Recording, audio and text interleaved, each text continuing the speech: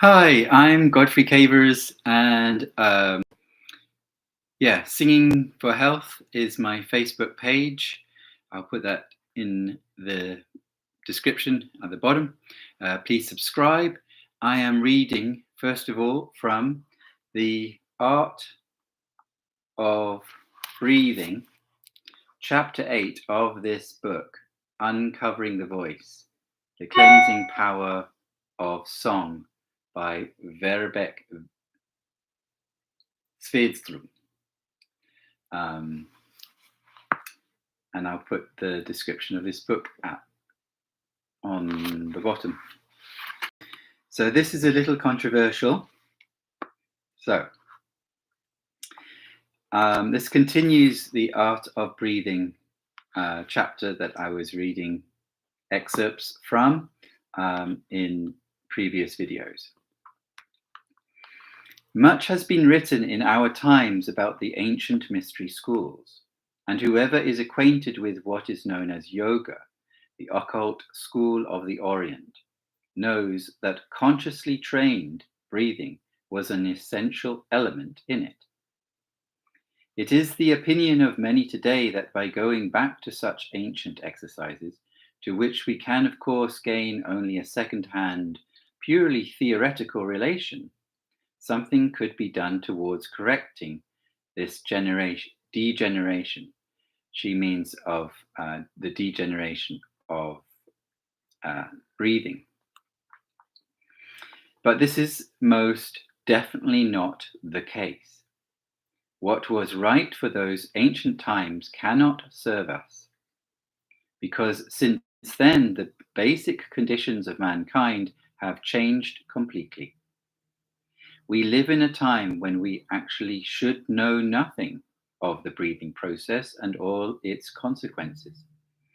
If it is to be healthy and normal, it must flow in unconsciousness.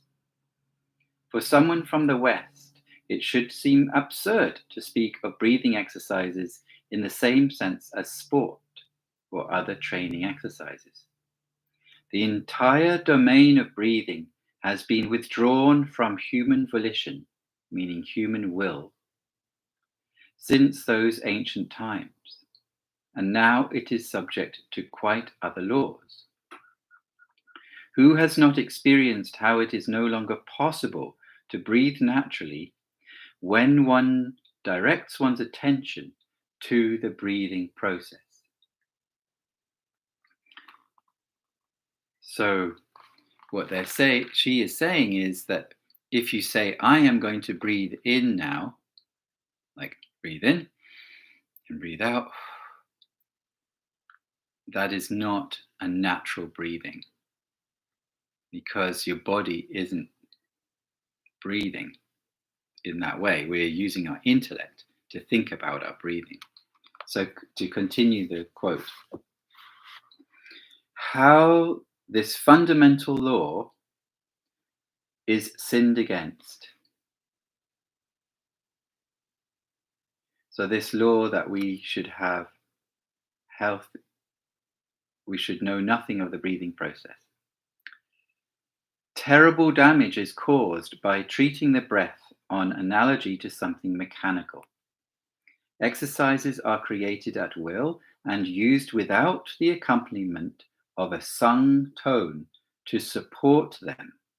The breath itself is made the object of observation and exercise. The intellect, however, does not immediately perceive this damage because the connections of cause and effect usually are separated in time, thus escaping external observation. It is a simple fact. One cannot with impunity manipulate the respiration process at will. If without singing one makes the breath the object of observation and exercise, in reality one gives oneself over to physiological processes which take place within the body. The inevitable effect of this is that one is bound more closely and tightly to one's physical body. Such an intimate connection calls forth organic changes, but since these do not appear for some time, it is not easy for the ordinary consciousness to recognize their origin. Such damage can manifest itself in a great number of ways. In more favorable cases, the singing organization slowly but steadily hardens.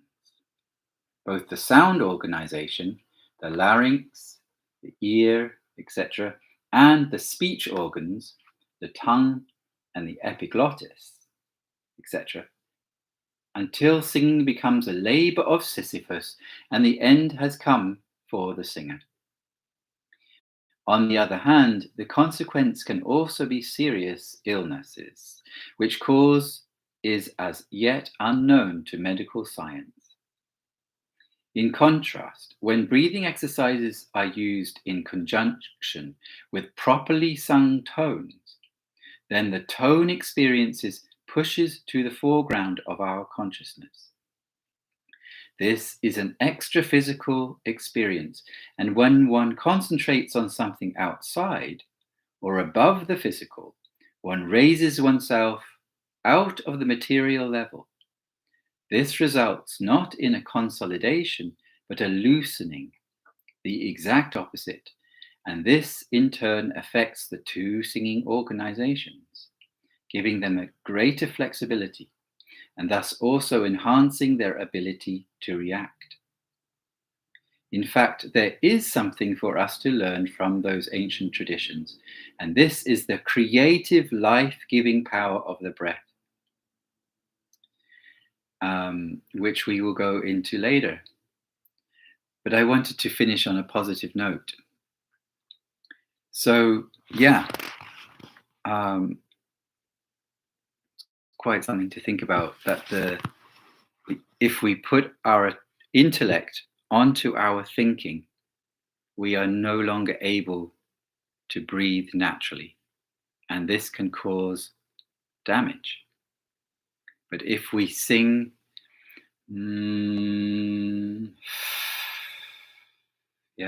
which is the first of the forget the breathing exercises, then when we breathe, when we do the exercise and we open our mouth and let the breath come in, then we're using the sung tone.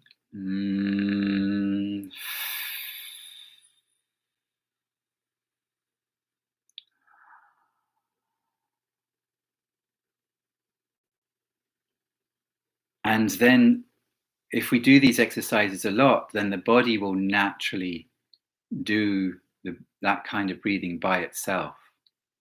And so we can return to natural breathing. So the MF is in the first video of this series, and the forget the breathing exercise RS or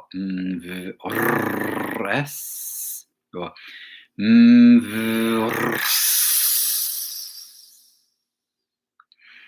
so I have to remind myself to just do the sounds and not the letters. So S is the letter and S is the sound. And so there are other forget the breathing exercises. So let's do one right now. I'm going to turn my chair around.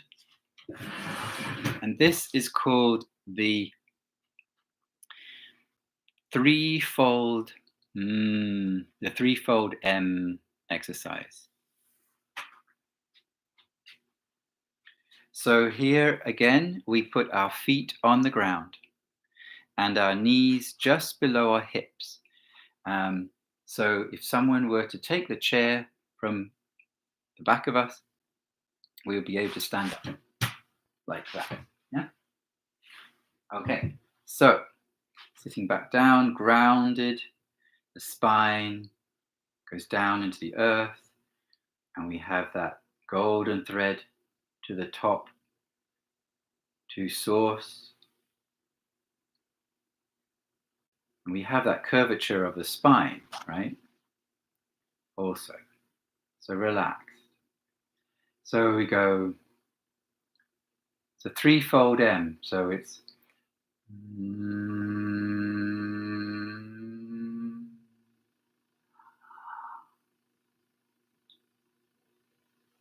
So the two parts of the M, and the third part is the breathing in. So it goes.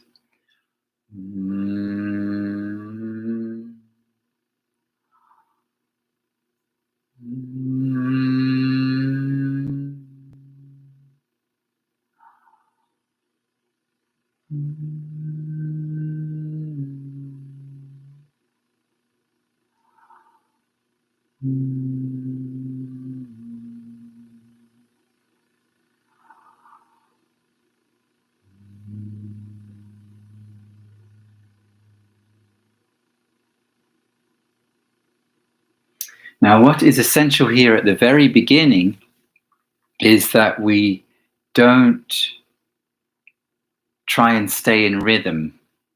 Yeah, so you work with your body.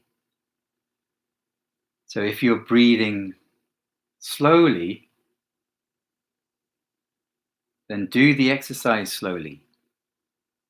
Yeah, because this is all about being in more harmony with your body.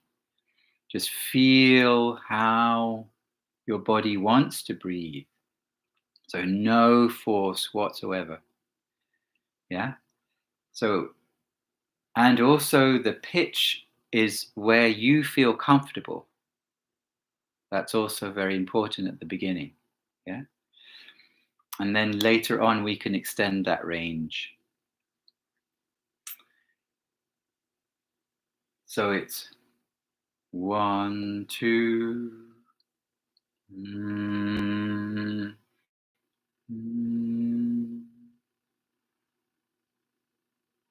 And then rock back on our hips.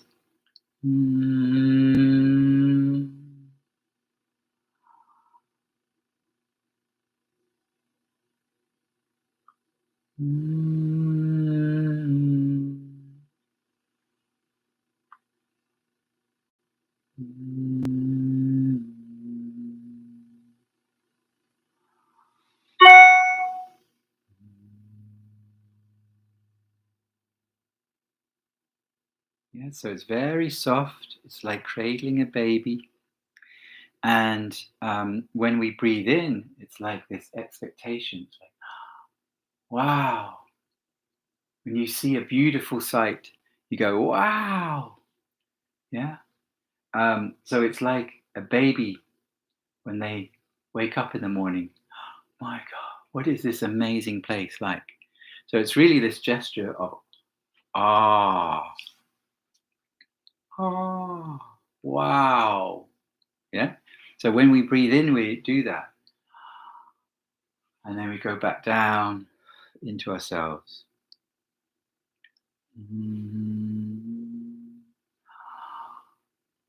Yeah, we go back down. So it's just kind of going back in and then back out again. So there's a balance between coming in and coming out. Yeah. Now we're also going to do direction of the sound exercises to balance out that. What was it? We talked about the drum, yeah, to keep it stretched. So a few days ago we did the neck rolls, so we could do that again. Yeah. So blow the raspberry and be silly. And then we go up to the 8th and then down again. Yeah. Yeah.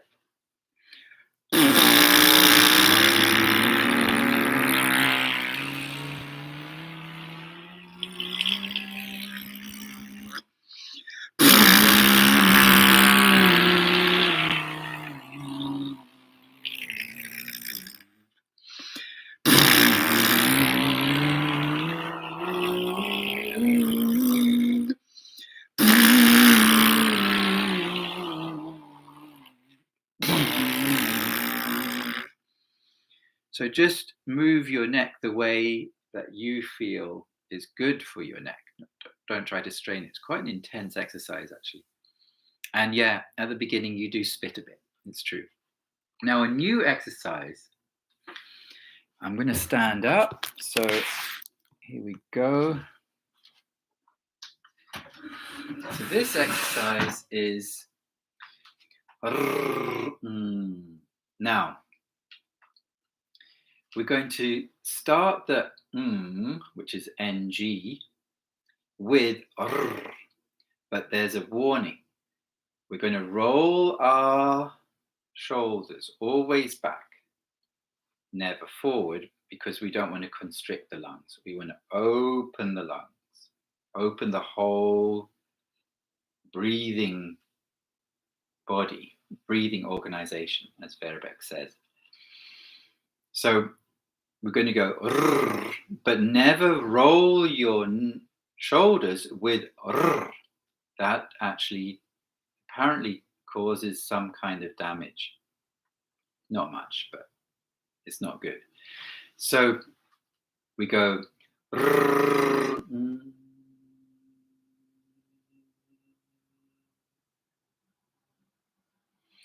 Rrr,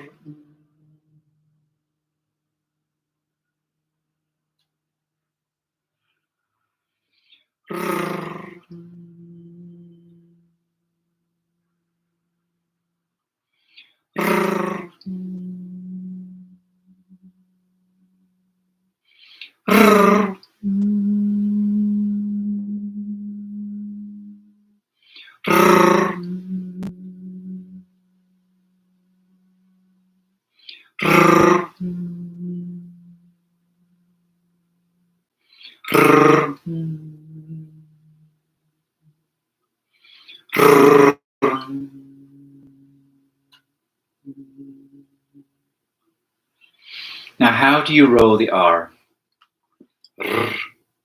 So I think it's p, p, p,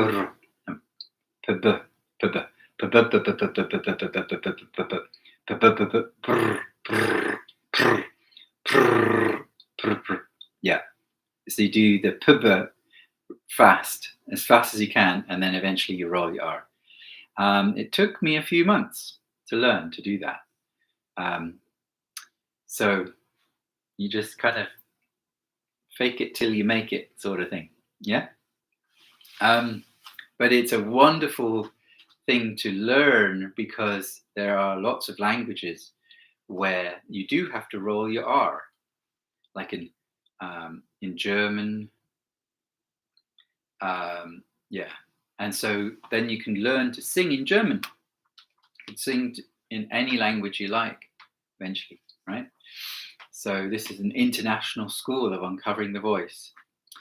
Now the next exercise from Rrng is where you put your thumb very relaxed between your, let's see if I could do it like that, right? And then you turn it like this. And you want to go to. Now you don't want it to be too fuzzy. Like, and you want to hear the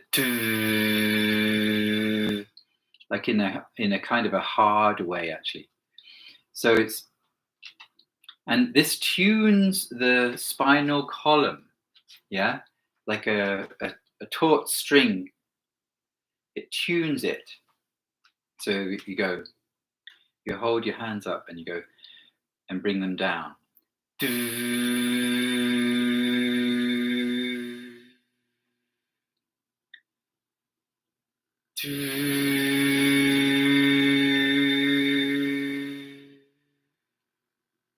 So can you feel that going down your spine?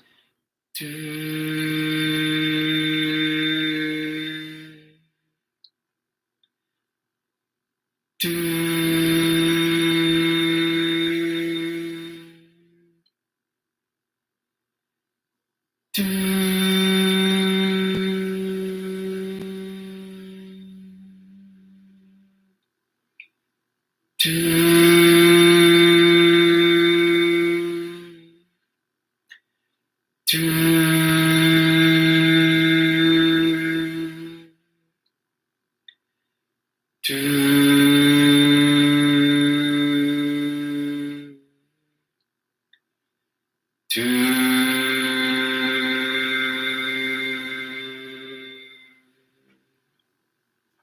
then eventually you can combine them.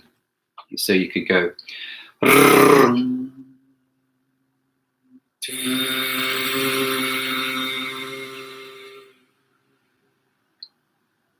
so Christian started to do this both together when we were sitting down in my school, and then I noticed in later years that he's kept them separate. So maybe we should keep them separate. Okay, well, thank you for watching, and please subscribe to my channel, Godfrey Cavers, and I will also find a way to put a link to my Facebook. My Facebook is Singing for Health.